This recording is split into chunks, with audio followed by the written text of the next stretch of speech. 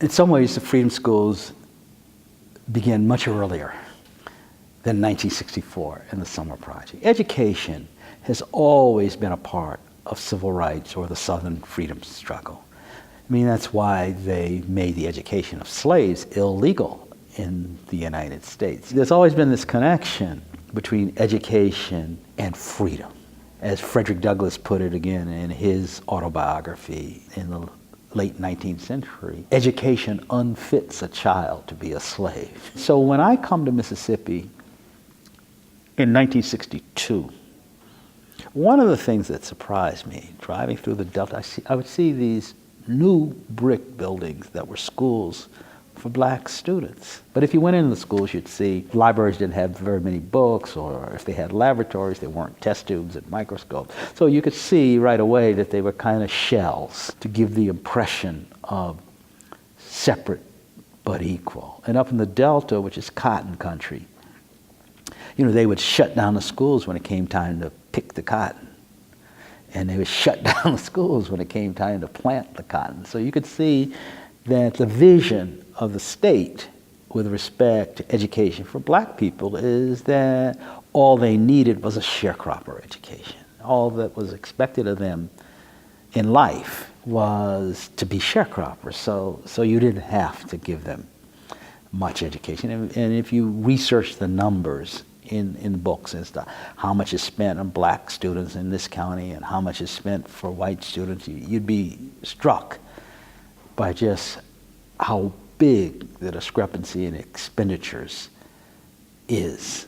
So we were aware of all of that, but we didn't have a way to tackle it. What the Summer Project enabled us to do was begin to think about that. As a practical matter, if you've got a whole lot of inexperienced students coming to Mississippi, you want to figure out a way you could use them in the safest manner possible. The thing about freedom schools were all done within the black community, so there's a degree of safety that is not there if they're driving somebody to the county courthouse to register to vote.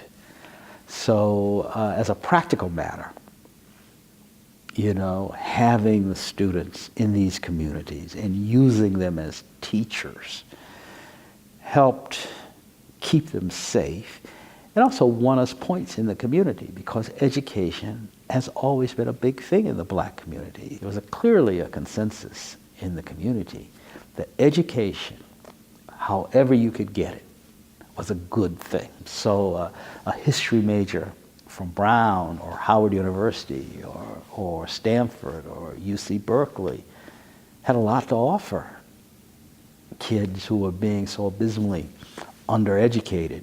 Most of the people, if they had any schooling at all, didn't much get up to the third grade. So we had grown-ups coming to these schools just, you know, to participate, to listen to a history lesson. We knew you're not going to solve in a summer all of the things public schools haven't given them in terms of learning math or history. You're just not going to do it in that small a time frame. What you could do in the summer, and which we use the freedom schools to do, is give the students a view that there's a wider world out here. This world that they say you have to live in, which you're expected to pick cotton or be a maid in some home or some other form of menial, is not the only thing out here.